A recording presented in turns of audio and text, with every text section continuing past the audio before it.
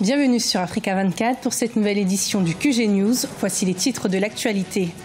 2 semaines après son retrait de la Cour pénale internationale, le Burundi est contre toute attente visé par une enquête du tribunal international suite aux soupçons de crimes contre l'humanité. États généraux de la sécurité routière en Guinée, face au nombre de plus en plus élevé de victimes d'accidents de la route, les autorités veulent mettre en place des moyens pour fluidifier et sécuriser la circulation. Et puis en Tunisie, la 28e édition des journées cinématographiques de Carthage se poursuit. Nous reviendrons dans cette édition sur le film Miraculous Weapons du réalisateur camerounais Jean-Pierre Bekolo, un film qui est en compétition dans la catégorie long métrage. La Cour pénale internationale annonce l'ouverture d'une enquête pour crimes contre l'humanité au Burundi. L'enquête porterait sur les violences commises entre le 26 avril 2015 et le 26 octobre 2017, et ce, malgré le retrait du Burundi de la CPI. Des détails avec Ashley Duprat. La Cour pénale internationale a créé la surprise ce jeudi 9 novembre 2017 en rendant officielle l'ouverture d'une enquête pour crimes contre l'humanité présumés au Burundi. Gardée jusqu'alors secrète, l'autorisation d'ouverture de cette enquête avait été décidée la veille du retrait effectif du Burundi, le 26 octobre 2017. À la décision rendue par la Chambre préliminaire, mon enquête peut porter sur les crimes présumés commis sur le territoire burundais ou sur ceux commis hors du Burundi par des ressortissants de ce pays.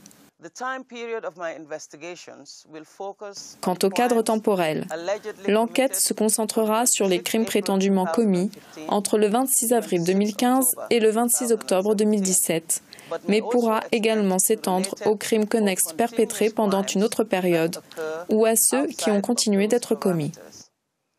Cette annonce est un coup dur pour les autorités de Bujumbura qui ont immédiatement dénoncé la décision de la CPI, le porte-parole de la présidence accusant l'institution d'être corrompue. Pour le FNL, parti à l'origine de la plainte déposée à la Cour pénale internationale, l'heure est à la réjouissance. Nous avons appris l'information avec satisfaction, je dirais même double satisfaction. La CPI va se pencher sur les crimes commis au Burundi en avril 2015. On sait que le pouvoir en soi a massacré les manifestants, massacré les opposants. Donc ça, c'était d'abord une première satisfaction. Nous espérons que la justice sera rendue aux victimes.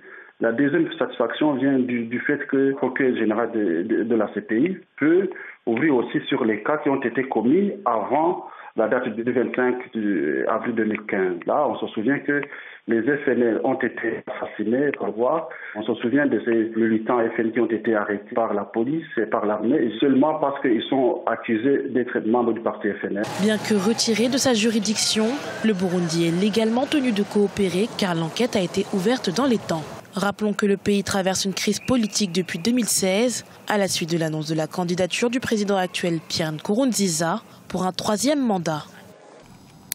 Les autorités guinéennes souhaitent faire baisser le nombre de victimes d'accidents de la route. C'est dans ce cadre que des états généraux de la sécurité routière ont été organisés. Objectif, trouver des moyens efficaces pour fluidifier la circulation et surtout faire baisser le nombre d'accidents de la route. Des détails dans ce reportage d'Emmanuel Milimono, notre correspondant. Rien que de 2010 à 2016, la Direction nationale de la sécurité routière a enregistré au niveau national 21 159 cas d'accidents de la circulation en Guinée. Ces drames ont entraîné la mort de 1693 personnes pour 5666 blessés graves et 5638 blessés légers. Pour y remédier, le ministère de la Sécurité a lancé du 6 au 10 novembre 2017 les états généraux de la sécurité routière. Les participants proposent un plan de riposte qui permettra de réduire au maximum ces nombreux cas d'accidents de la route. Les actions entreprises doivent se poursuivre et être renforcées, tant au niveau des conducteurs des véhicules légers et poids lourds, des motocyclistes que des piétons. Nous devons déposer sans complaisance le diagnostic des maux qui minent la circulation sur les routes de la Guinée, en vue d'en identifier des solutions à court, moyen et long terme, tout en vous inspirant du plan d'action de la décennie pour la sécurité routière en Afrique. La plupart des accidents de la route sont dus au mauvais comportement des usagers et l'état dégradé des infrastructures routières.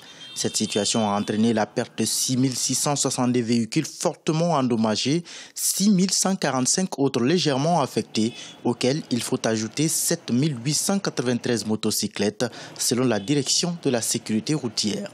Les facteurs d'obstruction de la circulation sur toutes les artères de la capitale résulte essentiellement de l'occupation anarchique de l'emprise des voies par des garagistes et marchands, étalagistes de tous ordres, le dépôt d'ordures ainsi que les stationnements encombrants. L'autre défi pour la Guinée est de se conformer aux normes de la CEDEAO, la communauté économique des États de l'Afrique de l'Ouest. Le tonnage des véhicules qui circulent dans le pays, notamment au niveau du trafic interurbain, est souvent au-delà des normes recommandées, ce qui participe à la fréquence des accidents et à la dégradation rapide des infrastructures routières. Au Sénégal, Wari, l'entreprise de transfert d'argent, annonce avoir déposé le 3 novembre 2017 2 demandes d'arbitrage auprès de la Cour internationale d'arbitrage à Paris contre le groupe luxembourgeois Millicom. Un recours lié à l'annulation par Millicom de la vente de l'entreprise sénégalaise Tigo, lui préférant le groupe de sociétés détenu par Yerim Sow, Xavier Niel et la famille Iridji. Depuis le mois de juillet, l'entreprise Wari dénonce cette annulation de vente dont le montant est estimé à 129 millions d'euros. Rencontre à présent avec l'activiste Issoufou Bangoura. Ce Sierra-Léonais, qui a grandi aux États-Unis, a lancé dans son pays natal un projet pour améliorer l'accès à l'eau potable et ainsi favoriser le développement durable. Découverte dans ce sujet d'Ashley Duprat. Retourner au Sierra Leone est un rêve que l'activiste Issoufou Bangoura a pu réaliser plus de 10 ans après avoir été adopté par une famille américaine.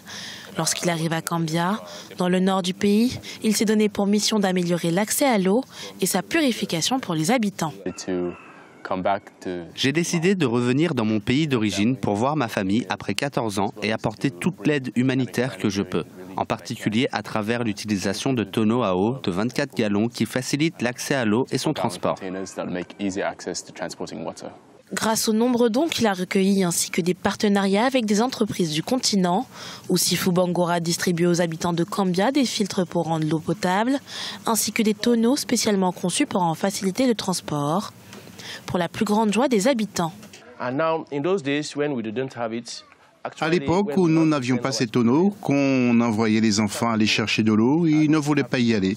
Maintenant, avec les hippos, ils sont contents. Ces tonneaux sont très légers et facilitent le transport de l'eau.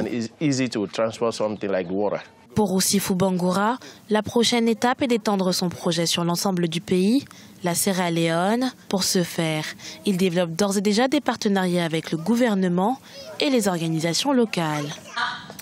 En Tunisie, la 28e édition des Journées cinématographiques de Carthage se poursuit jusqu'au 11 novembre 2017. C'est le cinéma arabe et africain qui est mis à l'honneur avec la projection de 180 films. Notre envoyé spécial Hortense Assaga a rencontré un des festivaliers, le réalisateur camerounais Jean-Pierre Bekolo, dont le film Miraculous Weapons est en compétition dans la catégorie long métrage.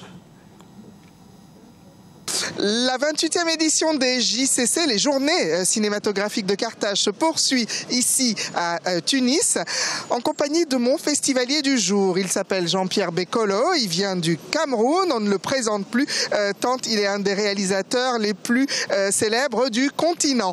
Il est ici avec un film en compétition, Miraculous Weapons. Alors Jean-Pierre, comment on se sent déjà ici en terre tunisienne ? C'est extraordinaire d'être en Tunisie, surtout au Festival de Carthage, qui est, disons, ce festival jumeau du FESPACO de Ouagadougou. Et c'est vrai que l'idée de venir ici, c'est commencer quand même sur le continent, parce que c'est important aujourd'hui d'affirmer une cinématographie qui vient d'ici et qui devrait s'imposer à partir d'ici. Alors, présentez-nous Miraculous Weapons, en français, les armes miraculeuses. Oui, les armes miraculeuses, évidemment, c'est une œuvre d'Aimé Césaire, mais le film n'a rien à voir. C'est l'histoire d'un condamné à mort entouré de 3 femmes.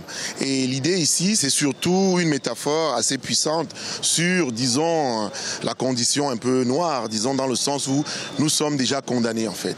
Et tout le processus du film, c'est la résistance. Comment on résiste, en fait, comment sa femme résiste, comment l'autre femme qui vient lui apprendre le français en prison résiste, et comment celle qui vient de loin, qui juste est contre la peine de mort résiste. J'espère que, au-delà du film lui-même et de son contenu, que la démarche soit récompensée quelque part. C'était Jean-Pierre Bécolo ici au 28e JCC à Carthage, donc réalisateur du film Miraculous Weapons. Les journées cinématographiques de Carthage se poursuivent ici. Suivez-nous, à bientôt et bonne chance. Ok, merci. Ce journal a été préparé par l'ensemble de la rédaction. Merci de nous avoir suivis. Retrouvez dans un instant une nouvelle édition de l'information sur Africa 24.